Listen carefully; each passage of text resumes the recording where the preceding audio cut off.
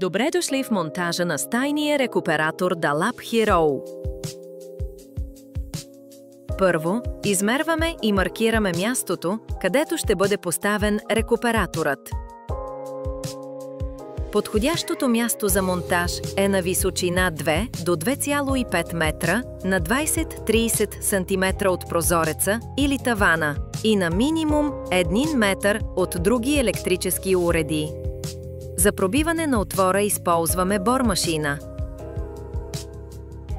Винтовата щанга за закрепване на бормашина трябва да се закрепи един ден по-рано. Обръщаме внимание на точното позициониране и закрепване, за да бъде пробиването безопасно. Преди пробиването трябва да се уверим, че отворът е пробит под лек ъгъл. Това е необходимо за отводняване на евентуална кондензация от тръбата.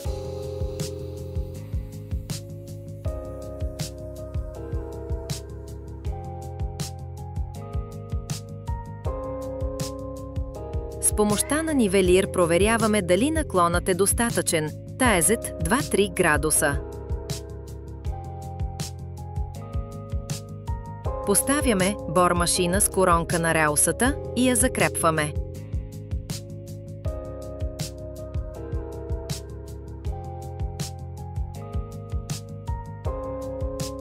За пробиване на отвор в стената, използвайте коронка с диаметър минимум 132 мм.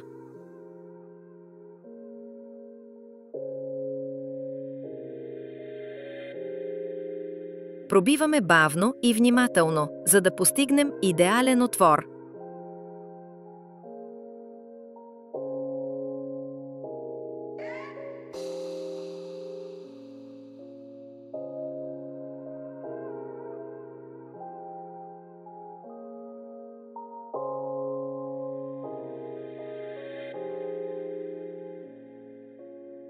След завършване на пробиването, демонтираме бормашината.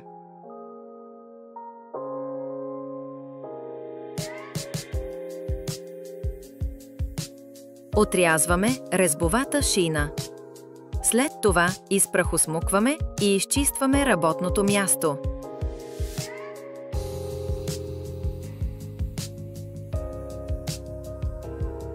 Изваждаме рекуператора DALAP Hero от кутията и подготвяме отделните части за монтаж.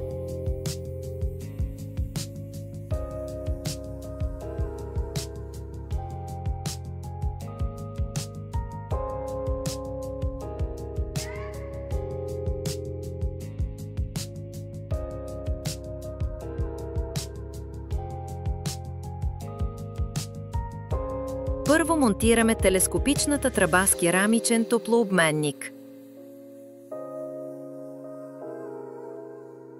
Преди да поставим тръбата, е необходимо да изведем захранващите кабели, постоянна фаза L, работна нула N. Разположението на кабелите след това влияе на позицията на прекъсвача и LED диода на рекуператора. Поставете телескопичната тръба с топлообменника в пробитата дупка.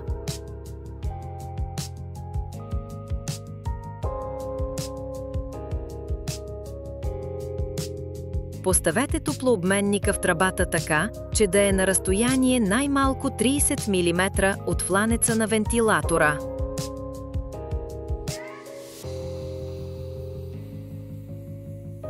Изравнете тръбата със стената.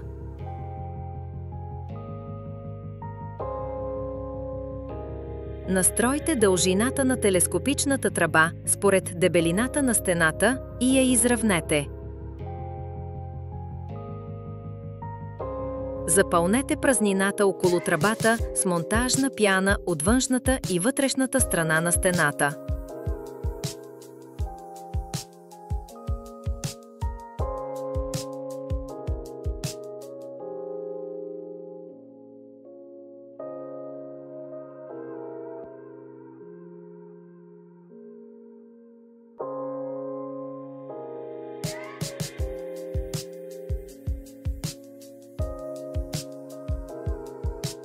Изчакайте монтажната пяна да се втвърди и след това почистете отворите.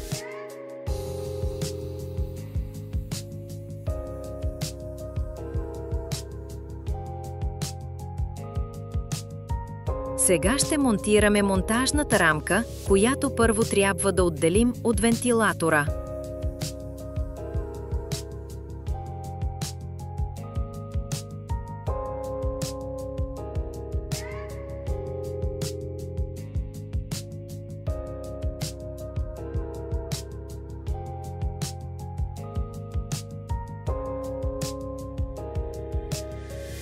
Прокарваме захранващите кабели през рамката.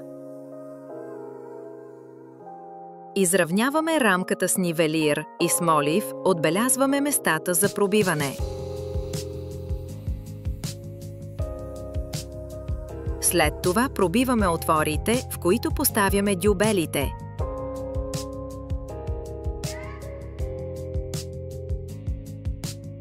Закрепваме рамката с помощта на винтове. Сега монтираме самия вентилатор.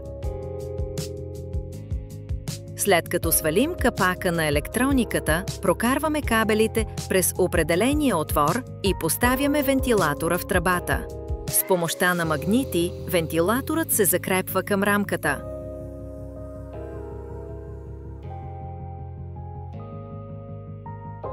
Към клемната кутия свързваме постоянната фаза L и работна нула N. Закрепете проводниците с помощта на кабелни скоби. Сега с помощта на превключвателите настройте продължителността на интервала на рекуператора 60, 70, 80 или 90 секунди. Първо поставяме капака на електрониката върху вътрешния панел, а след това с помощта на магнити закрепваме и предния панел.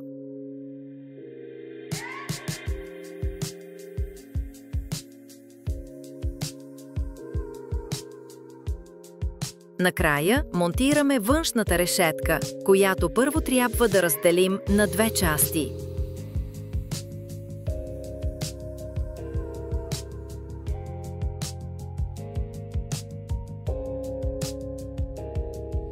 Изравняваме рамката с помощта на нивелир и с молив, отбелязваме местата за пробиване.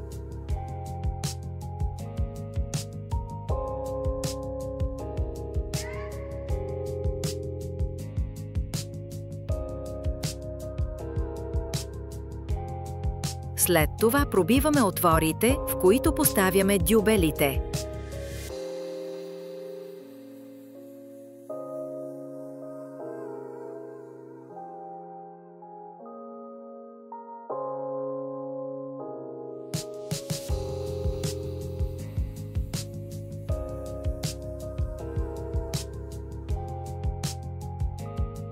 Рамката се закрепва с винтове.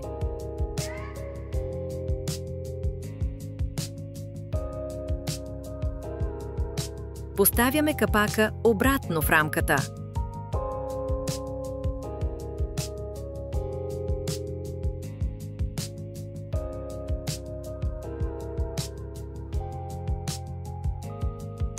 В опаковката има два резервни филтъра тип G3 и дистанционно управление.